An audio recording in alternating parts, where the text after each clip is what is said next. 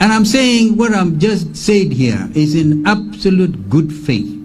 In fact, the terms of engagement under this Grand Coalition agreement is based on utmost good faith.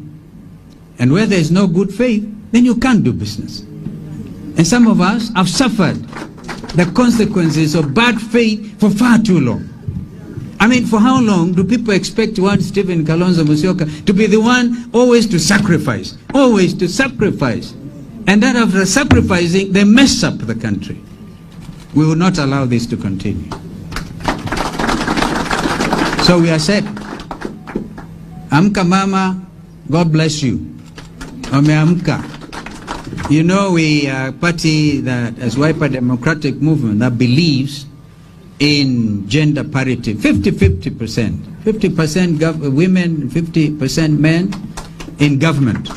And that we remain committed to. Therefore, I must thank our elections board because, and I think the chair herself will say that, reflect, look at the history that we have walked since Kasarani, when, in my view, we had probably one, if not the best, organized National Delegates Congress. I see a governor candidate for Tharaka Nithi, Nyamu Kagwema, agreeing, because I think he joined from that point. And so the mandate was given to me to run for president, to negotiate with others.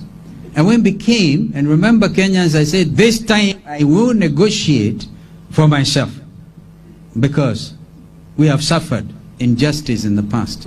And I'm happy to say the results of those consultations are what I've told you.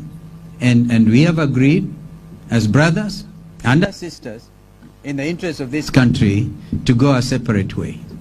And we will then, it is never too late to come back. It is never country.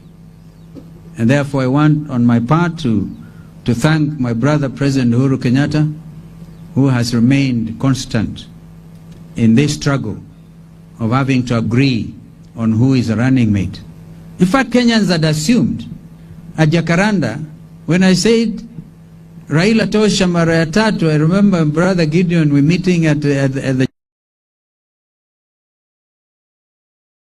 people did not expect there would be a contest and then a dragging through the mud of one who has selflessly said this country is more important than all of us. Now I'm saying Kenya is important, yes, but those citizens living within our boundaries have a duty and responsibility to each other.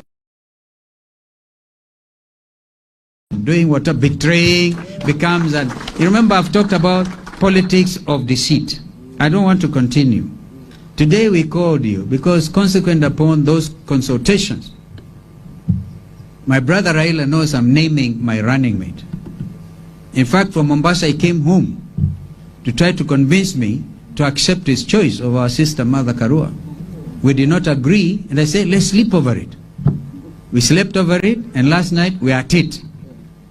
We did not again agree, so this is why we agreed that he will name Mother and I will name my running mate today.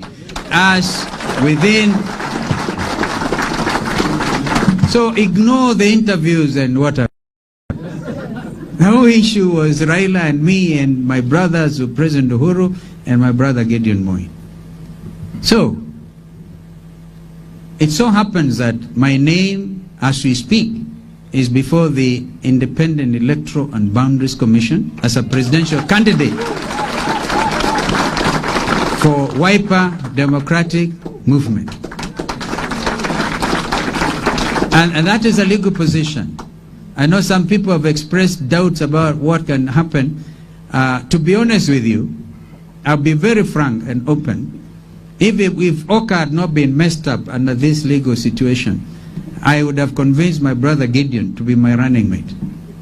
I can tell you that. I still may have to. I said, the way forward is open. Very open. And I'm going to lead in bringing this country together. Some people have very mistakenly argued, oh, now This is taking us back to 2007.